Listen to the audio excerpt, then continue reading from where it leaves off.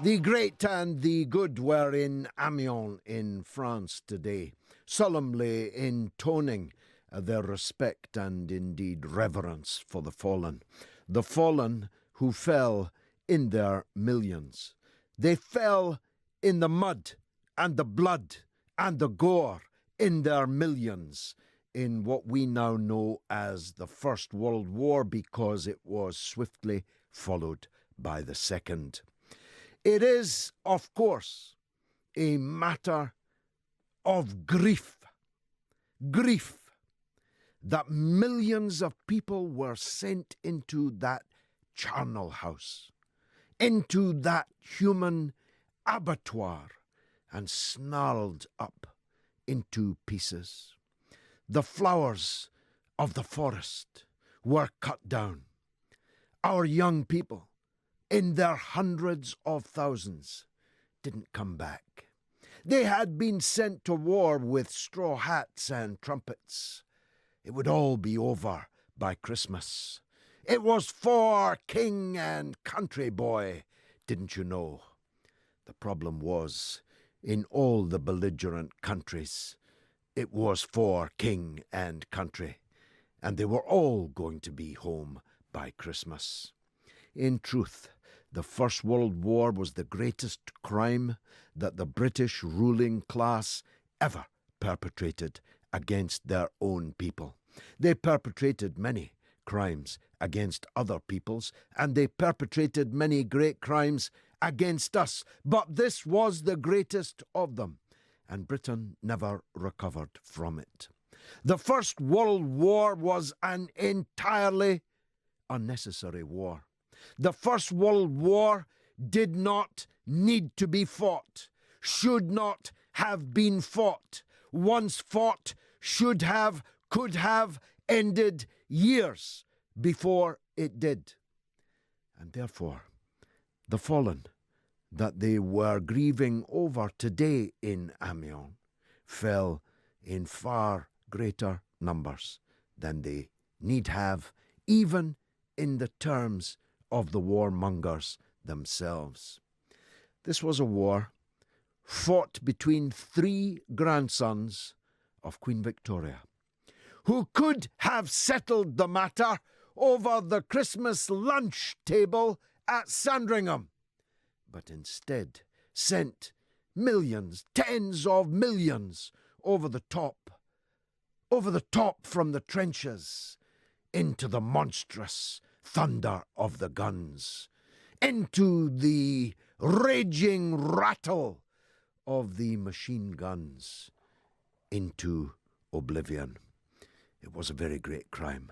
I will never forgive the ruling elites who committed it, and it should have been ended on the first day, with the soldiers turning their backs on each other and facing their own rulers who committed this crime and sent them to die for it.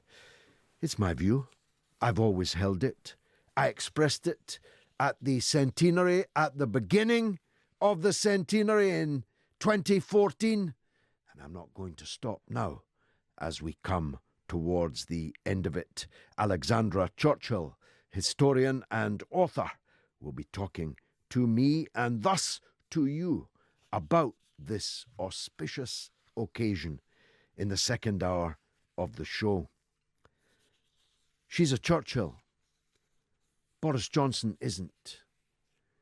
He's a pound shop Churchill tribute act who has lived his life in the wish that ultimately it will end as Churchill's did, in glory. But it won't, and it might not see out the month of August. Because Boris Johnson just burned any chance that he had of becoming the next leader of the Conservative Party. This pound shop Churchill Tribute Act, willfully, and the Daily Telegraph has gotten off lightly in this controversy.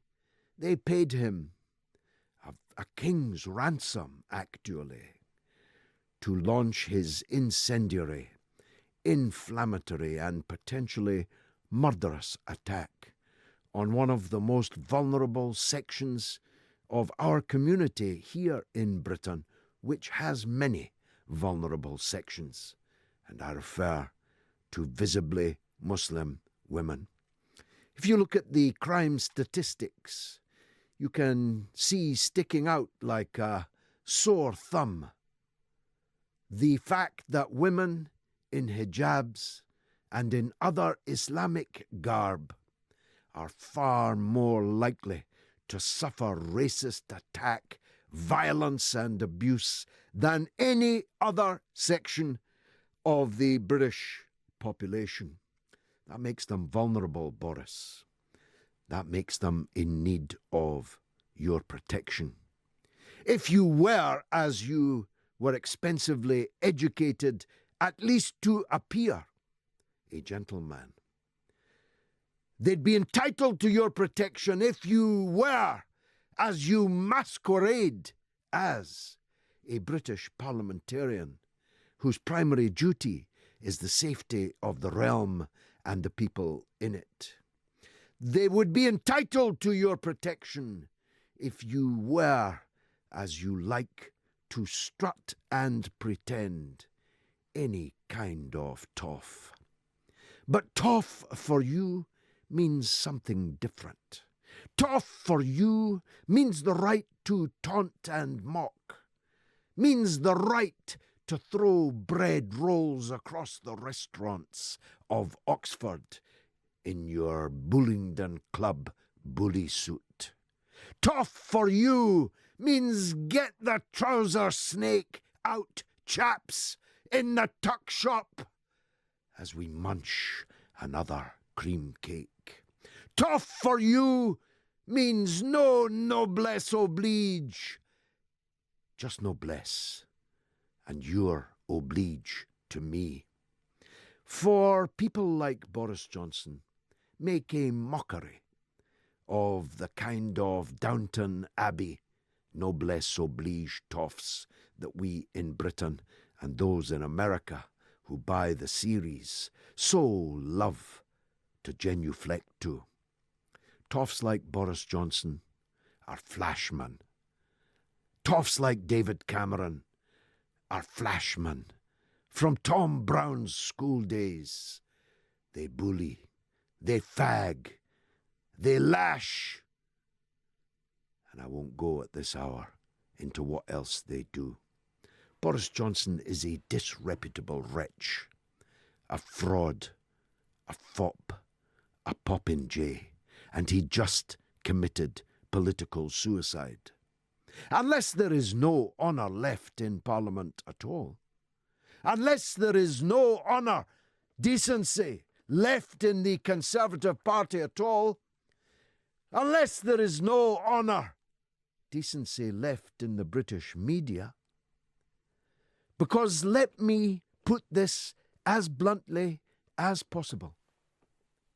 If Jeremy Corbyn had said of Orthodox Jewish women in Stamford Hill what Boris Johnson said of an equally small number of vulnerable Muslim women in Britain, Jeremy Corbyn would be an ex-member of Parliament this evening.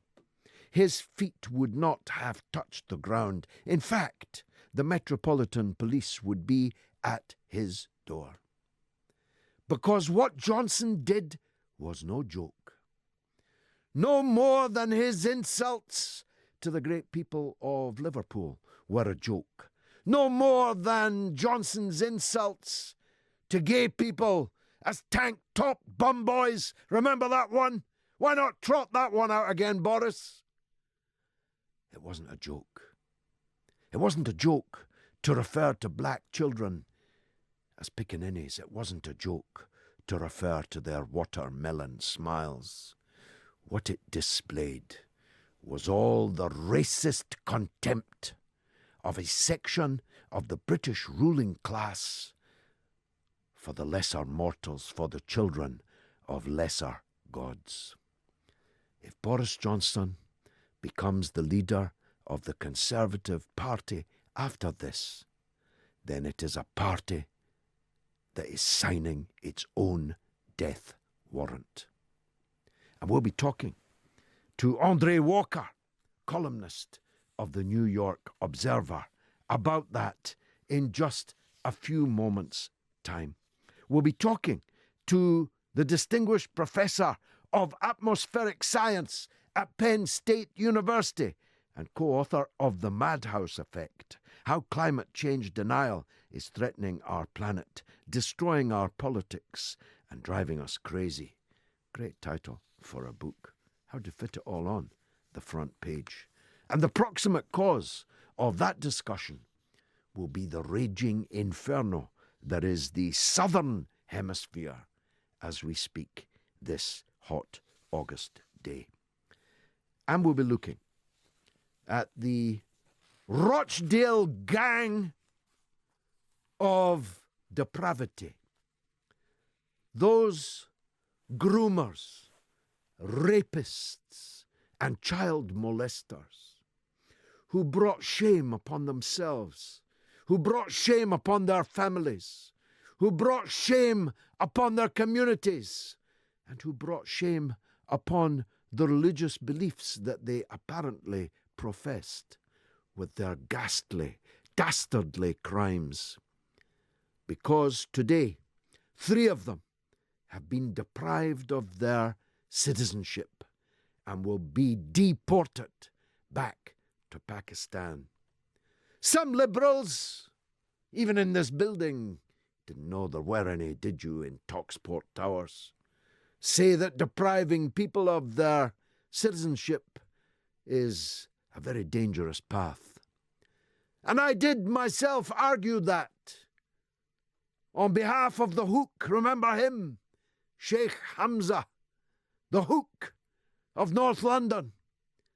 I was there when they changed the law specifically for him so that he could be deported to the United States, where he now lives out his life in a state penitentiary.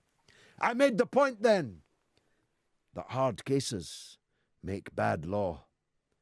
But now that we've changed the law, I can't think of 3 more deserving, dreadful, sick, perverted individuals to withdraw the citizenship from than the Rochdale 3, who'll soon be on their way to Pakistan. It's all coming up tonight on the mother of all talk shows.